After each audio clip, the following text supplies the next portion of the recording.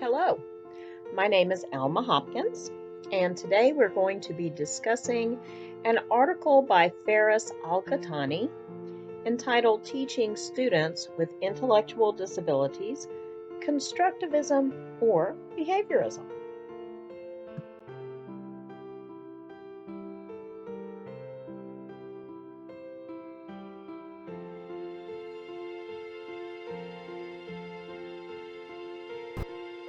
According to the author, there is a great deal of controversy surrounding the best way to teach students with intellectual disabilities. Some educators feel strongly that these students should be trained using behavioristic approaches, where others feel that all knowledge is best constructed by the learner through interactions with their environments. Al-Qahtani's objective is to determine whether constructivism or behaviorism is the best approach to teaching intellectually challenged students.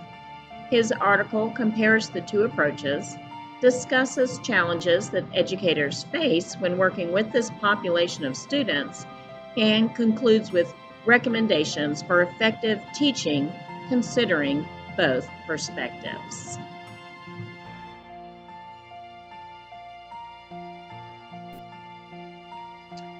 Author's perspectives. The author defines intellectual disabilities, once called mental retardation, as a label that encompasses a varied range of human conditions that result in deficits in intellectual functioning and challenges in adaptive behavior. Students who struggle with intellectual disabilities often have poor memory retention, weak adaptive skills, and have difficulty internalizing the skills taught in a general education classroom. These students usually have an IQ between 50 and 70. Their educational goals frequently focus on improving independence and self-reliability. Al-Qahtani suggests learning for intellectually disabled students is challenging because of their difficulties in generalizing concepts, making decisions, solving problems, and setting goals. Teachers should provide information in small bits, and this will help the students internalize the concepts easily before moving on to another one. When he discusses the constructivist theory, he says that it's not really a teaching technique, but it's more of a way of guiding students to learn through connecting new experiences with prior knowledge. The teacher is not there to transfer knowledge from one person to another, but rather to provide learning opportunities. Constructivists generally use hands-on experiences, task-based learning, and other concrete learning opportunities. This type of meaning making allows the student to make sense of what they learn and connect it to their lives for use in the real world. Experts recommend constructivist approaches in general education, but feel it is particularly valuable for those with intellectual disabilities. Students with intellectual disabilities have trouble generalizing concepts, so task-based learning through concrete experiences helps these students to better understand and generalize concepts as well as develop practical skills. Constructivism provides the student with intellectual disabilities an opportunity to improve their social skills as well, because it creates opportunities for increased peer interactions in the classroom. From the behaviorist theory and practice, the author says that the behaviorist theory posits a reward system for students when they do well. It focuses on direct, explicit instruction and provides information in small, manageable chunks. This approach to teaching has been known to be effective for many students with intellectual disabilities. The behaviorist approach also features modeling, which helps students with intellectual disabilities to see what they are expected to learn. Students with intellectual disabilities have shortcomings when it comes to remembering things and to processing information. Therefore, they need explicit instruction. That is the best strategy to ensure that these students remember concepts and process information to make sense of abstract ideas.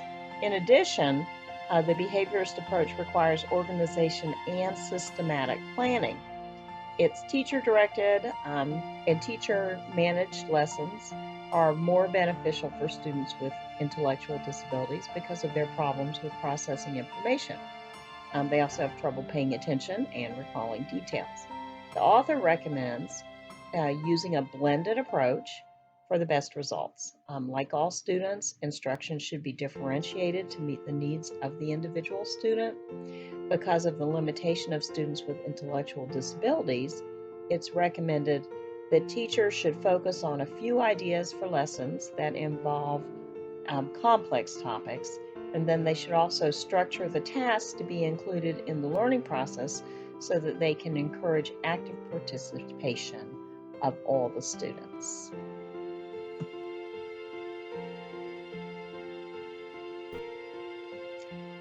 I found this article very interesting. I think there are advantages to be found in both approaches.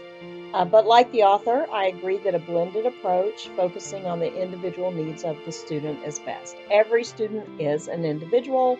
They have their own ways of seeing the world and they have their own ways of learning. Advantages of the constructivist theory include providing information related to real-life situations so that it will be more meaningful for students. Teachers should move from the known to the unknown, incorporating examples and illustrations, concentrating on only a few major concepts in each lesson that comprise of various topics and subject areas. Task-based activities trigger active participation of the students, and they incorporate high-level thinking capabilities through clear explanations and guidance. For intellectually disabled children, this can be further supported using images and audiovisual technology and other supportive technologies as well.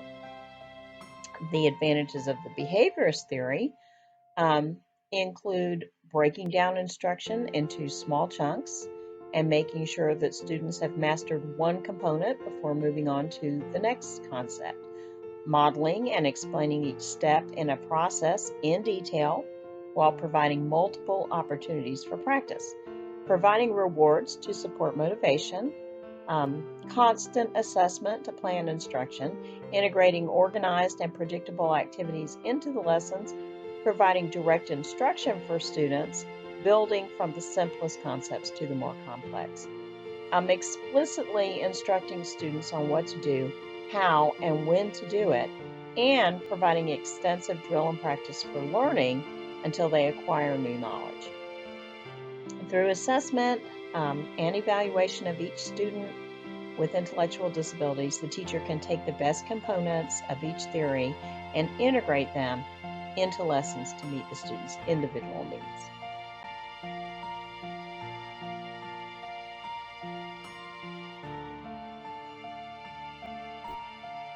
Implications to practice. As more and more students with intellectual disabilities are being serviced in the general education classroom, teachers need to find ways to deliver instruction that both supports each student's learning and provides positive social support. For students with intellectual disabilities, this is of particular importance because they need to be provided an education in the least restrictive environment, but they also need to feel like a valued part of the classroom and the community. In a perfect world, every lesson would be designed in such a way that students can use their unique strengths to gain knowledge through discovery in a cooperative environment. I've always wanted my classroom to be a student-centered environment full of student-led activities where they engage in their personal engage on their personal level of independence and learn to support one another. Sometimes, however, this just isn't practical. But knowing that some children need more explicit instruction with detailed how, when, and where components helps me to see that not accomplishing my vision for every activity is not necessarily a bad thing. As long as students are growing towards their educational goals and developing positive social relationships, my classroom is working as it should. Incorporating more task-based activities with real-world application will support every child in developing life skills through their academic experiences. There may just be certain components of those activities that some students need more assistance with than others. Thank you for your time, and I hope you have a very blessed day.